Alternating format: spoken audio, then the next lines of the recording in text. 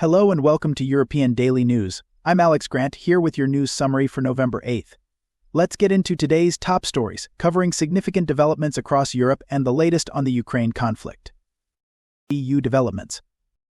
The European Parliament postponed its confirmation of Oliver Várhelyi as the Commissioner for Health and Animal Welfare.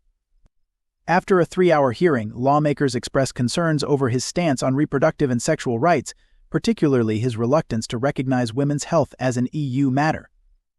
Following closed-door deliberations, it was decided Várhelyi would be given 48 hours to respond to additional questions, with party leaders set to review his answers on Monday, November 11th, before deciding on further hearings.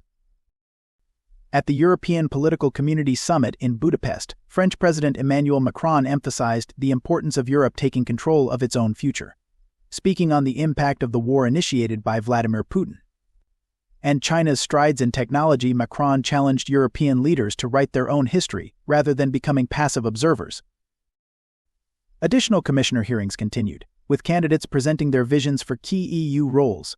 Budget nominee Piotr Serafin underscored the need for flexible and competitive allocations in the multi-annual financial framework post-2027, prioritizing digitalization and defense.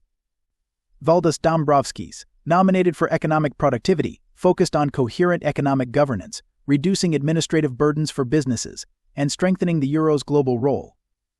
Climate and Clean Growth nominee Wopke Hoekstra reaffirmed the EU's commitment to climate neutrality by 2050, pledging to phase out fossil fuel subsidies and develop a clean industry deal for Europe. Enlargement nominee Marta Koas expressed a commitment to a merit-based EU expansion, with a focus on Ukraine, Moldova, and the Western Balkans, and ensuring transparent use of support funds. In Germany, defense manufacturer Rheinmetall reported record sales growth in Q3, benefiting from increased European defense spending due to the Ukraine conflict.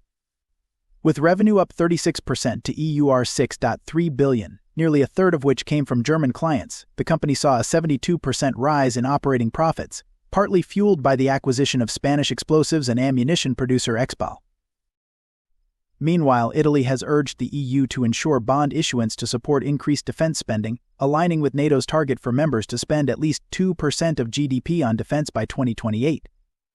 This target could prove challenging under the EU's revised fiscal rules, a priority issue as Donald Trump, now president-elect, re-emphasizes NATO's spending goals.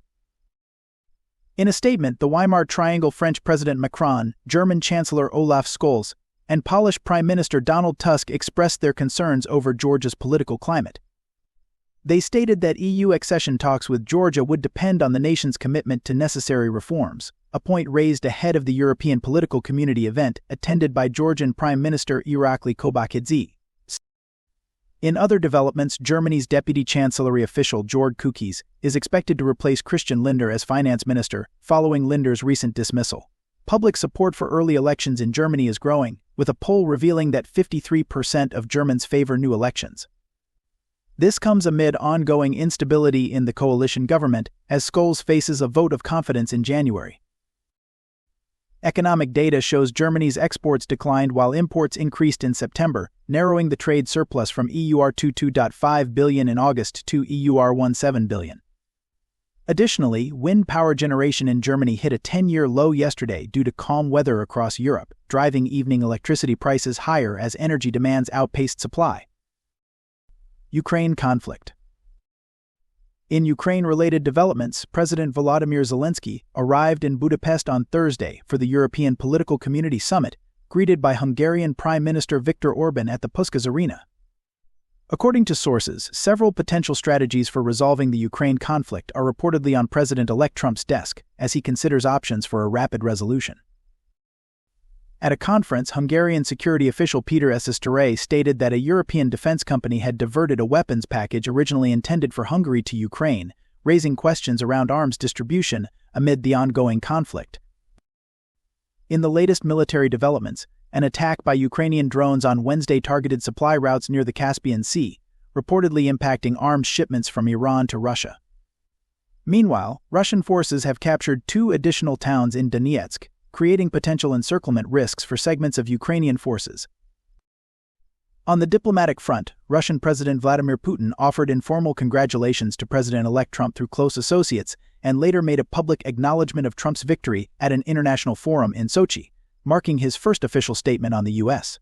election outcome. And in defense news, the European Defense Fund has received a record number of applications for its 2024 funding round.